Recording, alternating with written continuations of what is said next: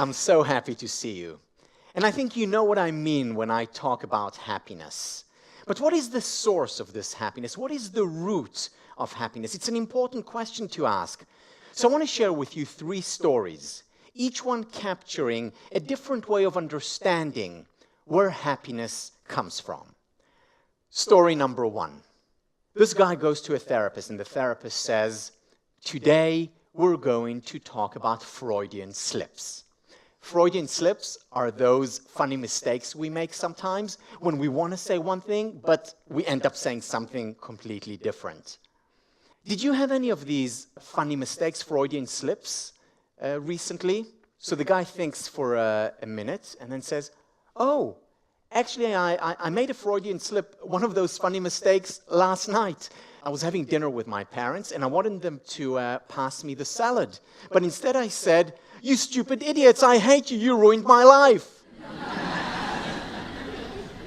According to this story, happiness is a result of circumstances, of upbringing, of nurture. It's what we experienced before that determines what we are today. Let's go to story number 2. A man and a woman go out on a date. First date, after they just met on the internet. They go to a movie. The commercials begin, and not a minute passes when the guy makes his move, sending his arm toward the woman. The woman, noticing this, slaps his hand away, and the guy, taken aback, says, "I can't help my behavior, it's in my genes." To which the woman responds, "I don't care what's in your genes, just stay out of mine." This is about the source of happiness being in our genes. It's about nature. That's what matters. Story number 3. This one is taken from Dan Millman's wonderful book, The Path of the Peaceful Warrior. Millman talks about Sam. Sam is a constructions worker. Every day Sam goes to work on a building site. And every day at noon, Sam and his co-workers break for lunch. Every day Sam takes out his lunchbox, looks at it and says, "Oh no, not peanut butter and jelly sandwich again."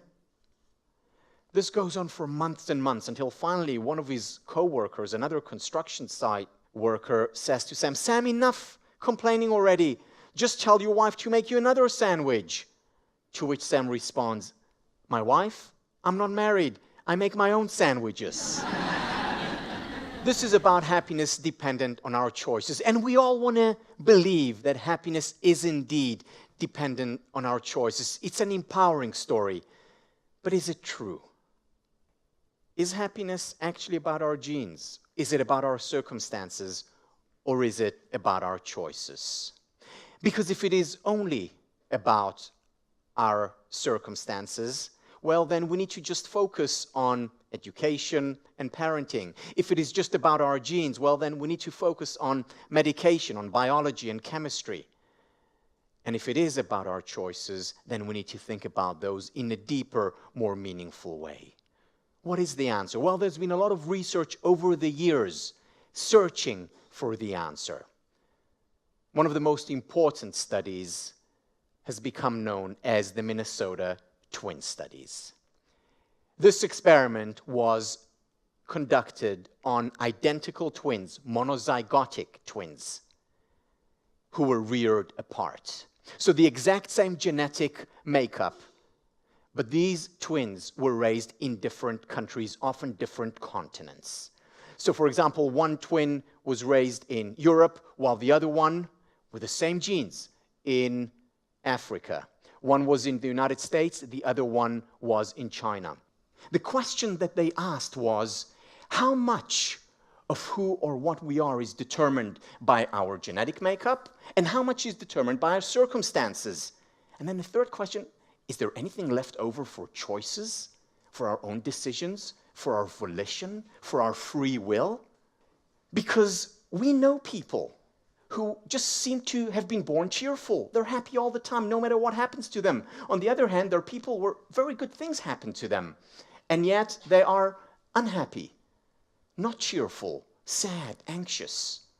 Is it all about genes? This is what the Minnesota twin study attempted to answer. Is it nature or nurture? Is it our biology or the environment? Is it the genes or the upbringing? There's a lot of research on leadership that asks a similar question. It asks, are leaders born or made? Or do they make themselves?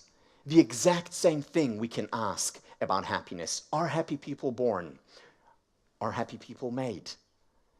Or do they make themselves? So let's look at some examples from the Minnesota twin studies. Remember, these are twins reared apart, the exact same genetic makeup, who met when they were around 40 years old. So let's take one set of twins. They didn't know about the existence of the other. Both coincidentally were named James. Both coincidentally ended up marrying a Linda. Neither of them were very happy with Linda.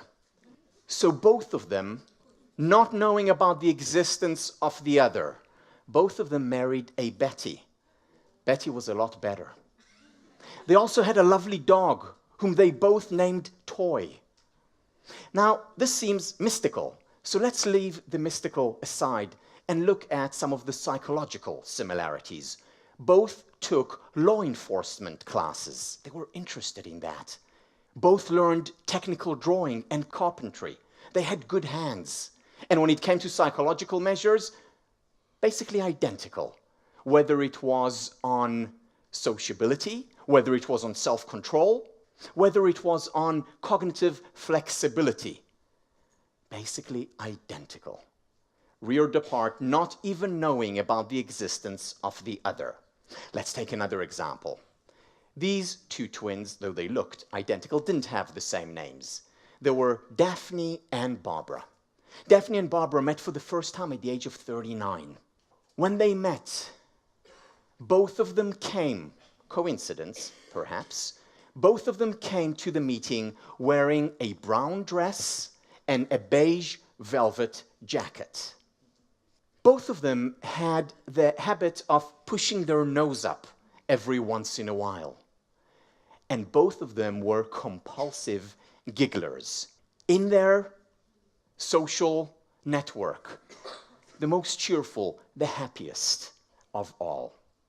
On other psychological measures, basically identical. There was story after story after story of twins reared apart, different cultures, different schools, different families, and yet displaying remarkable, sometimes mystical, similarities. This research that was conducted by serious psychologists and sociologists from around the world led some of them to make claims like this. It may be that trying to be happier is as futile as trying to be taller and is therefore counterproductive.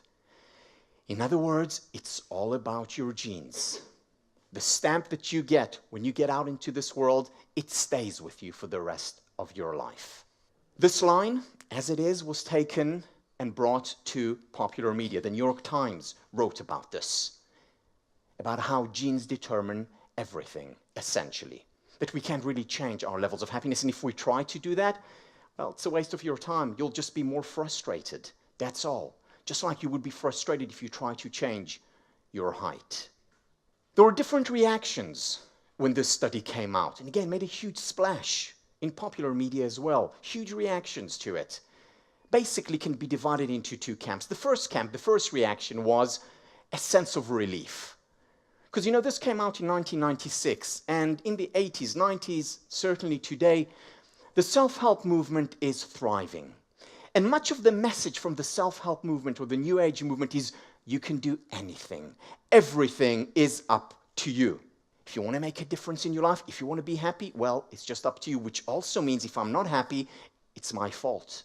So there were many people who have read these books, who got excited by these books, who would say to themselves, you know, I'm not happy, and it's my fault. So not only were they unhappy, they were made to feel even worse by blaming themselves, by feeling useless, unable to make a difference, a positive difference in their life. So for these people, it was a relief Okay, so it's not my fault. And they would say something like, I no longer have to engage in this futile battle to become happier, nor do I need to feel guilty about doing nothing. I can finally just chill, relax, accept my lot, preferably with a margarita. Accepting this, that this is my lot, means that what is left, if we want to change our levels of well-being, is to change our chemistry, our biology, through medication, perhaps. It's all about our genes, after all. There was another reaction beyond relief, and that is resignation, being hopeless and helpless. Because if I'm not happy now, what can I do? There's nothing I can do. I may have been unhappy for the last 10 years, but at least I had some hope. I thought I could make a difference. But now I can't. I feel helpless, hopeless. And it led many people to say something like, that's it? And there is nothing I can do to become happier? I need a margarita. Which one is true, though? Which one is correct? Are people as happy as their genes determine? Or are people as happy as their circumstances allow them to be? Is it the environment? Or are people as happy as they make up their minds to be? It's a big question. It's a very important question to ask. Because the answer to this question makes a big difference. Now, usually the big questions, such as the question of nature or nurture or choices, these big questions usually don't have answers, don't have clear answers. They've been debated for thousands of years without a resolution. Well, this particular question does have an answer. And here is the answer. The answer is that genes do matter. The psychologists were right, as is evident by the Minnesota twin studies. At the same time, so does our environment. Our environment matters a great deal, as evident by cultural differences, by schools, by parenting. These things do matter. And very clearly, it turns out, our choices matter as well. But how do we know that? How do we know that choices matter as well? Well, first of all, there is counter-evidence to the Minnesota twin studies. Counter-evidence showing that people do change. For example, we know that therapy helps. People who go to therapy and different kinds of therapy, after a while they begin to change. We also know that people who read certain books and suddenly have this aha moment, this insight, actually do change. They decide to make a big difference in their life, and they do. We also know that from personal experiences that something happened to us, and then we made a resolution to bring about change in our lives, and we did it. Wasn't easy, perhaps didn't happen overnight, but it happened. There are counter-examples. You see, what the Minnesota twin studies did, the error they made, was the error of the average. The error of the average is about looking at the mean, at the average, and extrapolating, generalizing from it to the whole. But it's only the average. And the average, there are outliers. There are counterexamples. For instance, even among those twins, yes, there were remarkable similarities, but there were also twins, identical monozygotic twins, who led radically different lives. Whether it was because of their external circumstances or because of decisions that they made, because of the choices that they made. In other words, there were exceptions. The error of the average reminds me of a story of two statisticians who didn't know how to swim. And they went to the pool and they drowned in the pool with an average depth of 50 centimeters. You see, the average cannot tell us about the capacity, the depth of a pool, or the capacity, the ability of human beings. It's not a universal truth. It's a trend. It's an average. That's all there is. And when there are exceptions, they potentially prove the rule. The question is no longer when there is an exception. The question is no longer whether or not it's possible to change. The question becomes, how is it possible to change? Because if one person does it, so can another and another. The problem with the research, the Minnesota Twin Studies, or rather the problem with the conclusions of that research, is that it hurts, that it's detrimental. Imagine a 12-year-old girl reading the New York Times. She's personally unhappy, sad. Reading there that trying to change her happiness levels is as futile as trying to change her height. What will she experience as a result? Hopelessness, sadness, even depression. You know, the difference between sadness and depression is not in the experience. With sadness, we see an end to it. There is hope. Depression is sadness minus the hope. And this is what this kind of research leads to. Hopelessness, helplessness, and potentially depression, where it's not necessary. David Lycan, who's one of the researchers in the Minnesota Twin Studies, was interviewed in 2005 for Time magazine, where he said, "I made a dumb statement in the original article. It's clear that we can change our happiness levels widely, up or down. The question is, how much? How much is determined by our genes? How much is determined by our circumstances? And how much is left over for our choices? Is it a lot? Is it a little? And aren't our choices also determined by how we were raised, where we were raised, and by our genetic makeup?"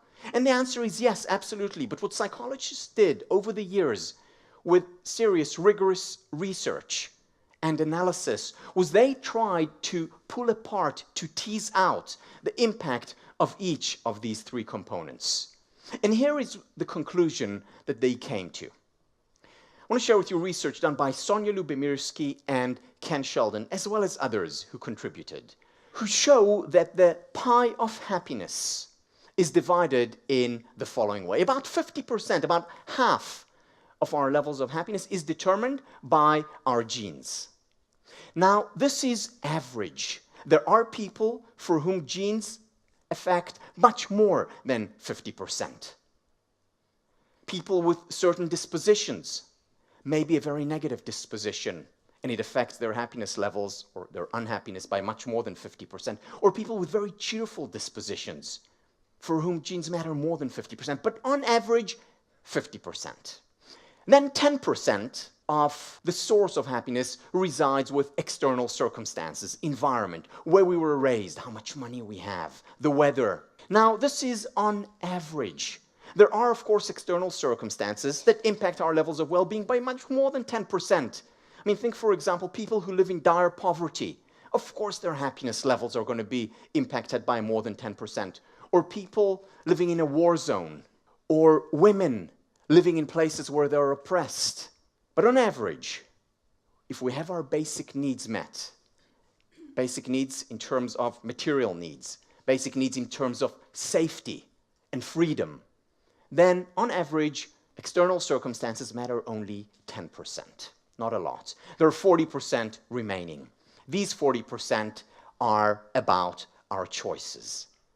Small choices and large choices. Choices that we make at different times in our lives. Choices that we make every minute in our lives. And I want to share with you some of these choices. What Happier TV is all about is highlighting, helping you become more mindful of these choices so that you can make better ones. Because you know, the 40% of choices, that's also average. And if you're mindful, if you're aware that you have these choices, you'll make much better choices, and it will impact you by more than the 40% average. So here are examples of the choices that we make. Big choices are, what work do I pursue? We spend most of our waking hours at work. Do we choose work that is important for us, that is significant for us, that is meaningful?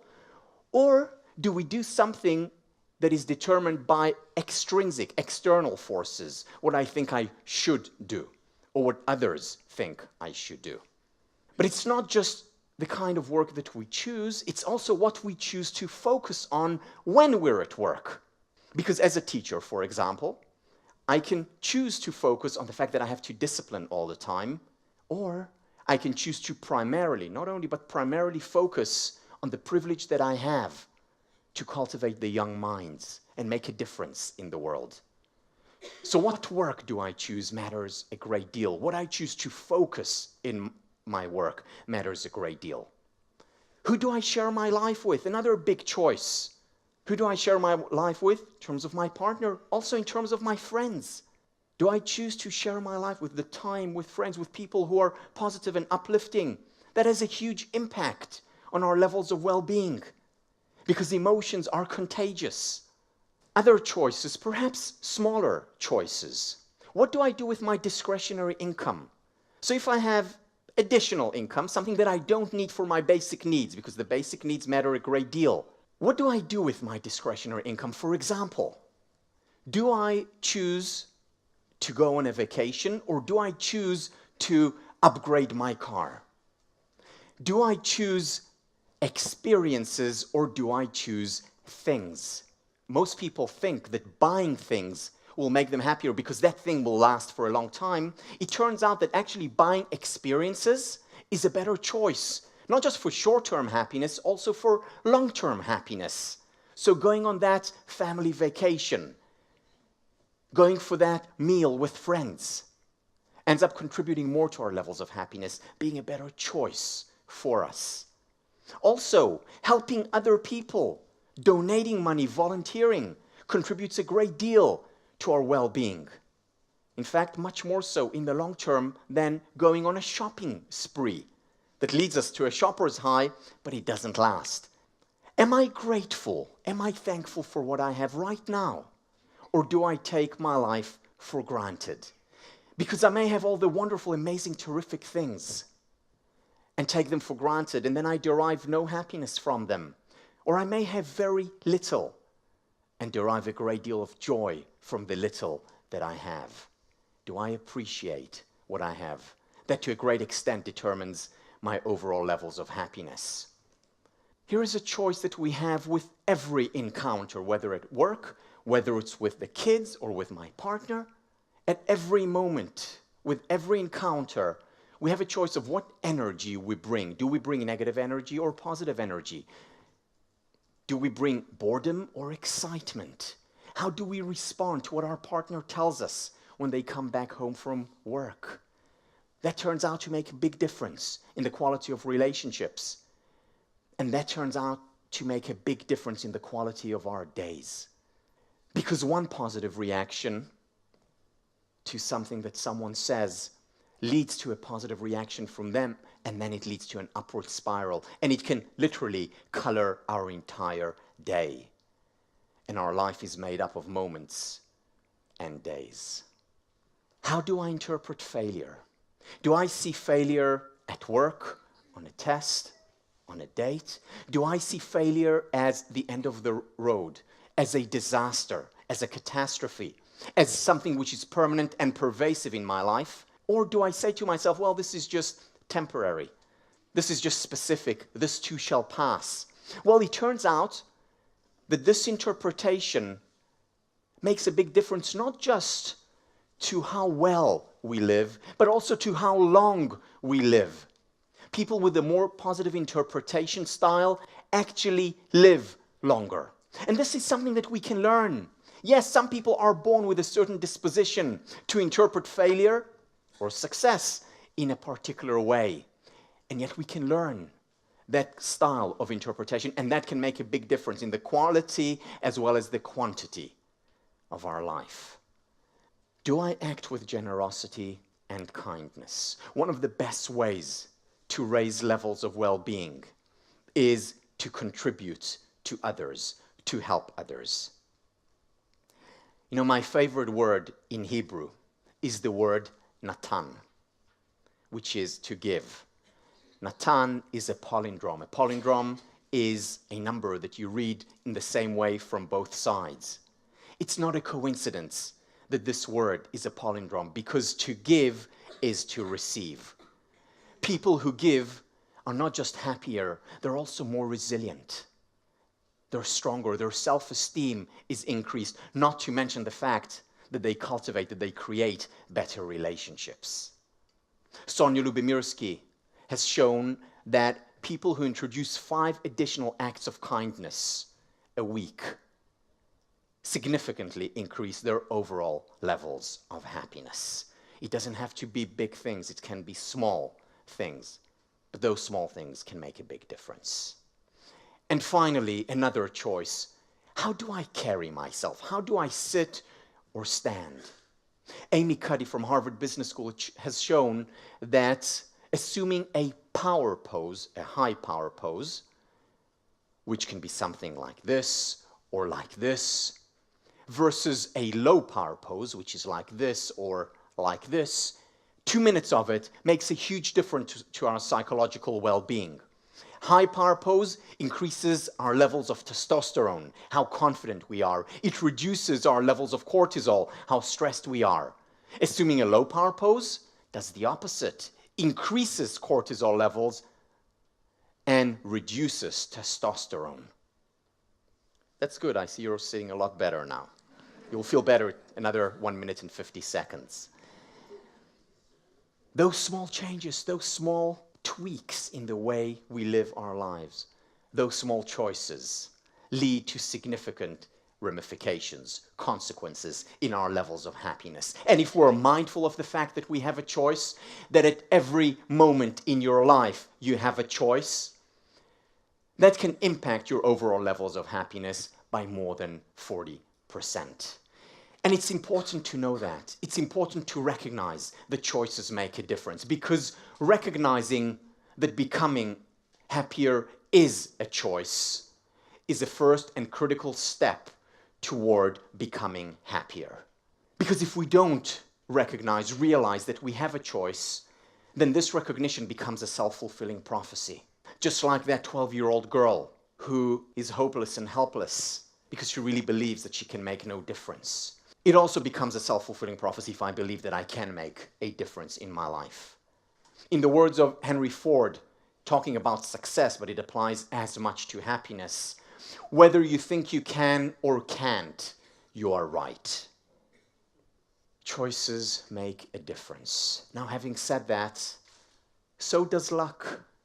Whether it's your genetic pool luck, whether it's the luck that you have because you met someone or didn't meet someone.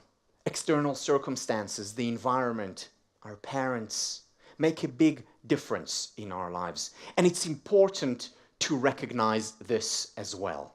Just as it's important to recognize that choices make a difference. So do our genes, so do our circumstances, so does luck. A lot of the self-help movement, a lot of the New Age movement makes the big mistake where they say it's all about your choice. You can make a difference in every area of your life. It's 100% up to you. That's simply not true. That's simply not true, and it leads to much unhappiness among millions and millions of people who devour these books and these messages. These people who live on a false sense of hope, on an illusion. So do you know the book The Secret? Came out a few years ago, huge bestseller all over the world. So ever since The Secret came out, many people have come up to me and said, Tal, so tell me, what is the secret to happiness? And I say to them, come on. The secret to happiness? What do you take me for, some new age self-help guy? I'm an academic. I'm serious. There's no secret to happiness. There are 3 secrets to happiness. And I'm going to tell you what these secrets are. I hope you're writing because this is important. So here they are. The first secret to happiness. You ready? All right. The first secret to happiness is reality. The second secret to happiness is reality. Does anyone want to guess the third secret? You got it, reality. When Jack Welch, who was voted the CEO of the 20th century by Fortune magazine, when he was asked, what tip do you have for managers, for leaders? What advice? And he said, I have one advice. Learn to face reality. It applies in leadership. It applies when it comes to happiness. Learn to face reality. And what does reality tell us? That genes do matter, that circumstance does matter, and the choices do matter. To capture this, I want to share with you a story that's very often told in introductory psychology texts. This is the story of a pair of twins, identical twins, monozygotic twins, just like in the Minnesota twin studies. Only these twins were reared in the same family, the same household, the same father. And their father was abusive, to put it mildly. He used to beat them. He used to beat their mother. He was awful. He was terrible. He was drunk. He was harsh.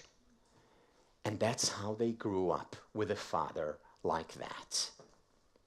A psychologist wanted to run experiments on monozygotic twins who were reared in the same household. So he went to visit one of them when he was in his mid-30s.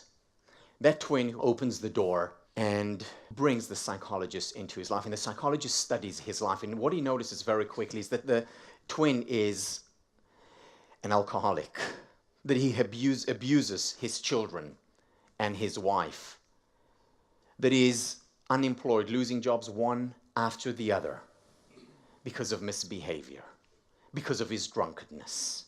And then he finds the twin in one sober moment to have a serious conversation with him and says to him, "Tell me, why are you doing this? How are you like this with your family, with your life? What are you doing?" To which the twin responded, "How do you expect me to be any other way when I had a father like this?"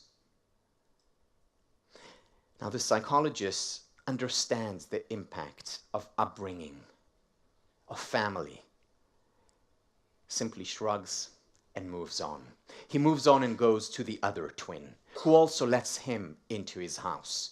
And the other twin opens the door and he studies him. And what he finds with that other twin is that that twin is leading an amazing life, that he has a wonderful family, that he's an amazing father, that he's a great partner to his wife, that he loves his work passionately.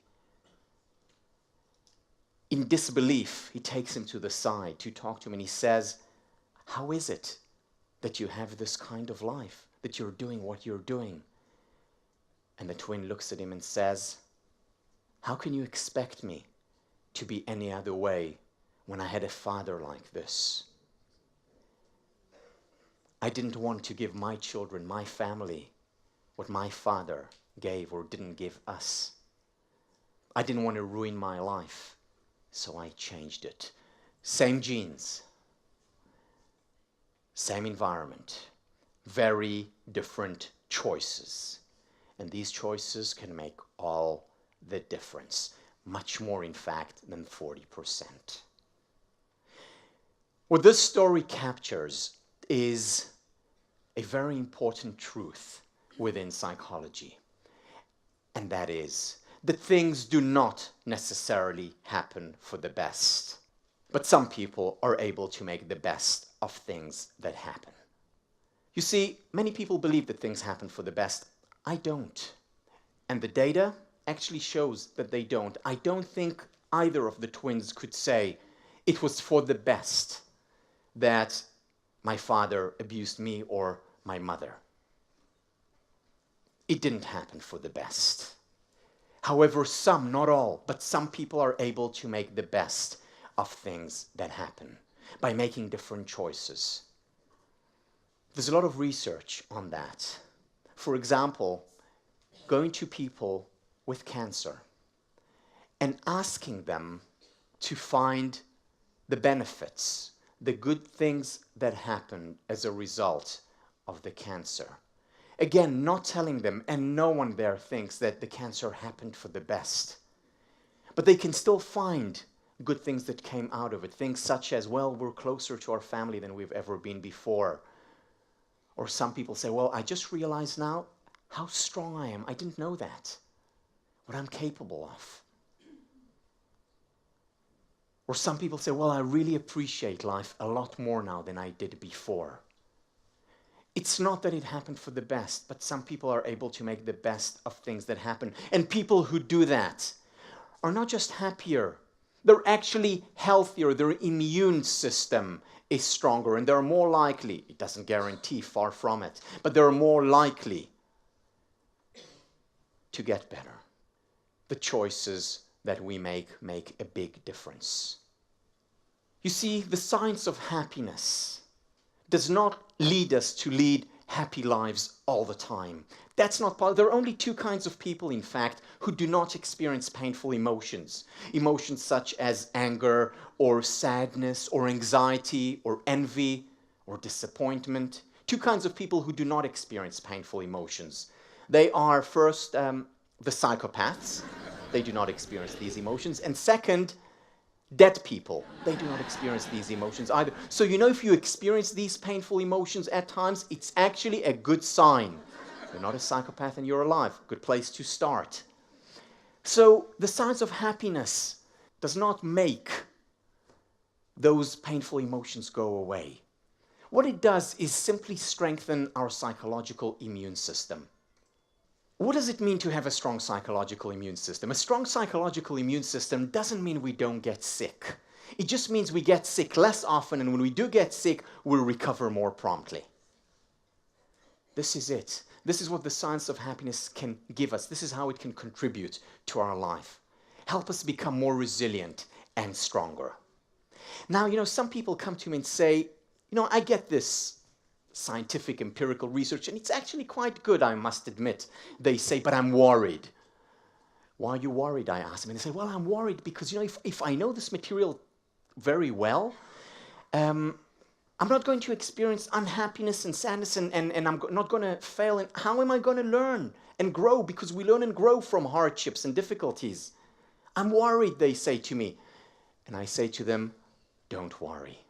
Life will provide. Life always provides. Life is very good that way. It takes care of us. It brings us difficult experiences, whether it's in our relationships, whether it's with our kids, whether it's at work. Life always provides, so don't worry.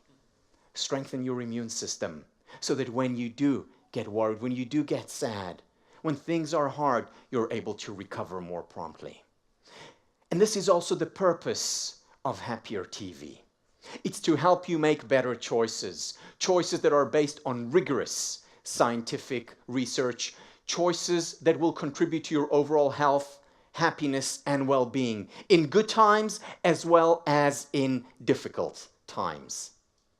If it was all about our genes, then it would be futile to have Happier TV, just as it would have been futile to have taller TV. But we know today from a lot of research, we know from personal experiences that it is possible to become happier. Our focus in Happier TV is on 4 zones. First of all, it's the self zone. It's personal happiness. It's about personal development. Then it's about parenting and relationships. How can we become happier in our interactions with others, whether it's at work, whether it's at home, with our children or with our partner? It's about the business and career zone, which is about professional development and organizational well-being. And finally, it's about health, the mind-body connection and their interaction. And within each one of these zones, what you will find are choices. Big choices and small choices, but all choices that can change your life for the better. All choices that can help you thrive and flourish and fulfill your potential for the ultimate currency, the currency of happiness. Thank you.